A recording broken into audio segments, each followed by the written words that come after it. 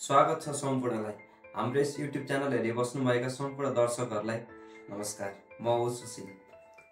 किन धेरै नेपाली विदेश जान चाहन्छन्?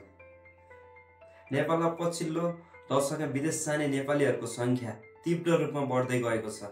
आज ठुलो सङ्ख्यामा युवादेखि परिवारका अभिभावकसम्म रोजगारी, शिक्षा र सुरक्षित भविष्यको खोजीमा विदेशिन जान बाध्य छन्। धेरै नेपाली विदेश जान चाहनुको मुख्य कारणहरू यस्ता छन्।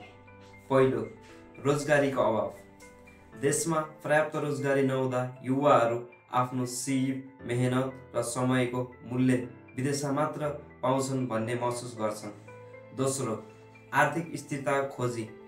विदेशबाट आउने रेमिट्यान्सले परिवारको जीवनस्तर बदलिने भएकाले धेरै छोटो समयमा आर्थिक सुधारको आशा बाहिर जान चाहन्छन्। तेस्रो, शिक्षाको स्तर र अवसर। अन्तर्राष्ट्रिय गुणस्तरको शिक्षा पाइने आशाले विद्यार्थीहरू विदेशतिर आकर्षित भइरहेका छन्।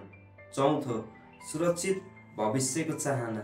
स्वास्थ्य सेवा, सामाजिक सुरक्षा, करियर विकासको अवसर जस्ता सुविधाहरू विदेशमा सहज भएकाले लाखौँ नेपालीले दीर्घकालीन भविष्य त्यहीँ देखेका छन्।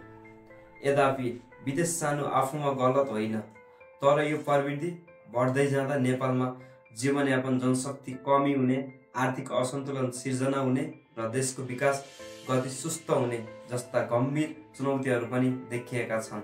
विशेषज्ञहरू भन्छन्, युवाहरूलाई देशमै आकर्षित गर्ने वातावरण बनाउन सकियो भने विदेशिनीको दर घटाउन सकिन्छ।